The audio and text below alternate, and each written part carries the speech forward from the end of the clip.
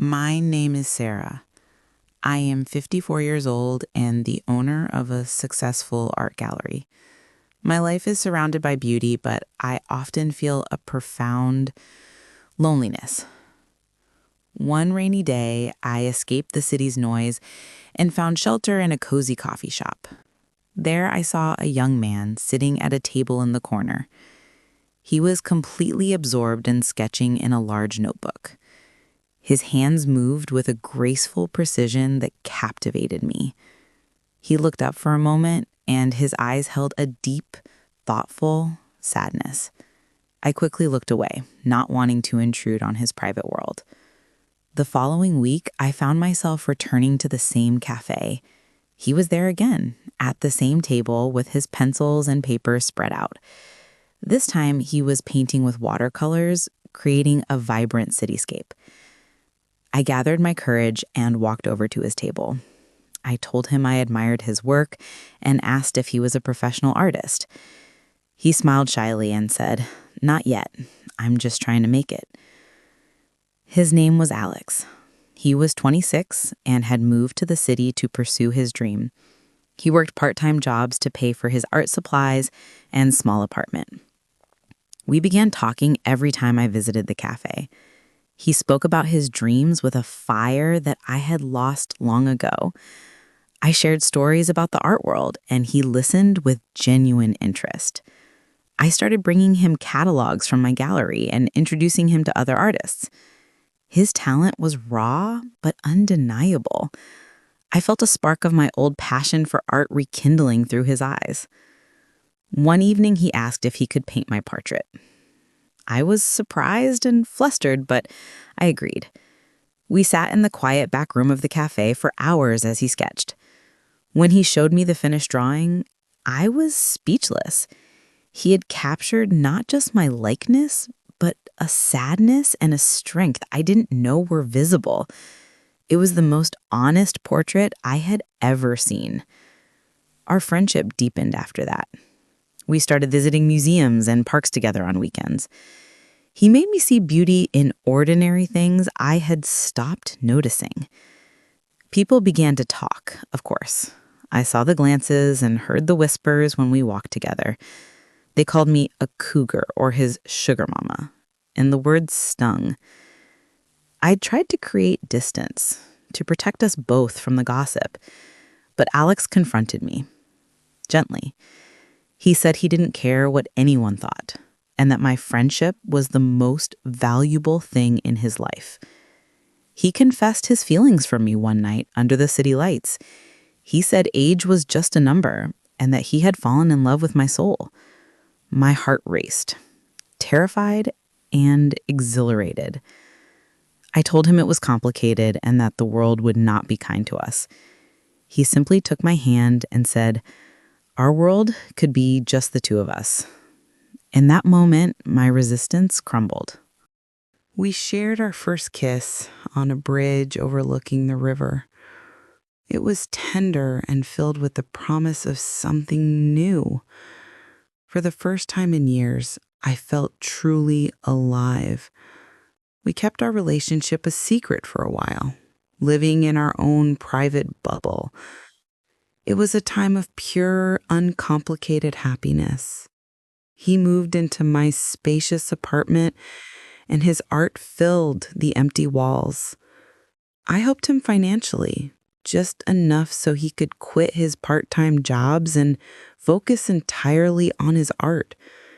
He was hesitant at first, proud and independent, but he eventually accepted it as an investment in our shared future. He started creating a collection for his first solo exhibition.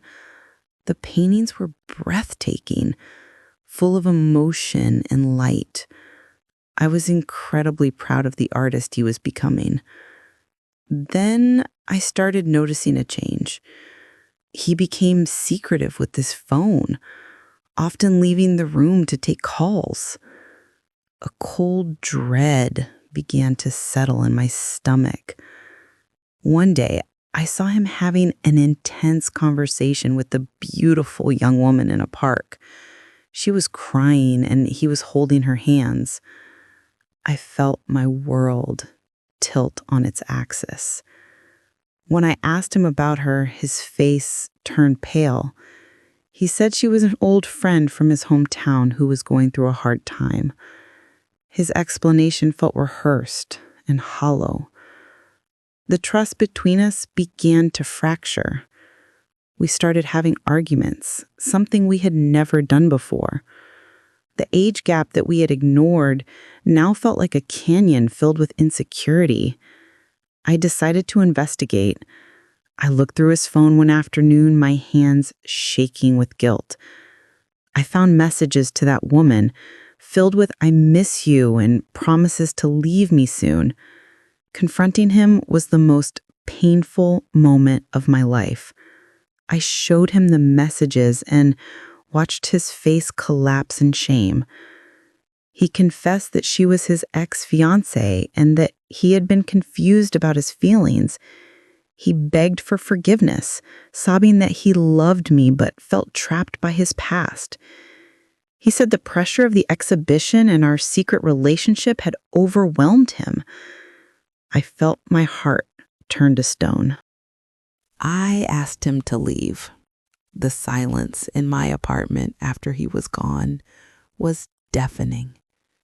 The beautiful paintings on the walls now felt like mocking reminders of my foolishness. Months passed in a gray haze. I threw myself into work, but the gallery felt empty without his art or his presence. I was back in my luxurious, lonely fortress. His solo exhibition at a rival gallery was a critical success. I saw the reviews and the pictures in the art magazines. He had done it without me, and the thought was a strange mix of pain and pride. One rainy afternoon, a package arrived at my gallery. It was a large, flat rectangle with no return address.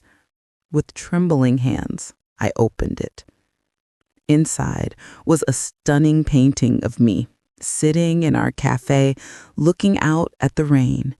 But in this painting, I was not sad. I was looking forward with a quiet smile and a look of profound hope. A note was tucked into the back. It read, "You were always my muse. The success means nothing without you to share it with. I was lost, and I'm sorry. I love you. Always. Alexis." I broke down and cried, all the pain and love flooding out at once. I realized that his betrayal, while deep, had come from a place of fear and confusion, not malice. I didn't call him immediately. I needed time to think and to heal properly. I hung the painting in my private office where I could see it every day. Another month passed before I found the courage to visit the cafe again. I sat at our usual table, my heart pounding. To my surprise, he walked in, as if drawn by the same memory. He saw me and stopped, his eyes filled with nervous hope. He asked if he could join me, and I nodded silently. We talked for hours, honestly and openly, about our pain and our mistakes. He explained everything about his ex's sudden reappearance and the emotional blackmail she had used. He had ended all contact with her permanently. He said he had spent every day regretting his weakness. I told him about my own insecurities and how the gossip had worn me down. We had both made errors in judgment, driven by fear of losing each other and of societal judgment. We decided to start over, slowly and carefully. We attended couples therapy to build a stronger foundation of communication. We learned to be open about our fears. We also decided to be public with our relationship, to rob the gossip of its power. It was difficult at first, but the support from our true friends was overwhelming. A year later, We held a joint exhibition at my gallery. His magnificent paintings alongside the art of other talents he had helped me discover. It was a celebration of our journey. He proposed to me that night, in the middle of the gallery, surrounded by our shared life's work. He didn't have a ring, just a new, small sketchbook with a blank first page. He said, "Let's fill it together." I said yes, through happy tears. The applause from our friends and the art community felt like a blessing we had earned. Now we live in a brighter home, filled with his art and my books. We still occasionally hear the whispers, but they are like distant traffic, easy to ignore.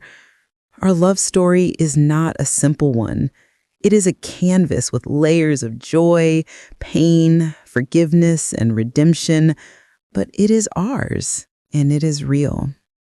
And that is all that matters.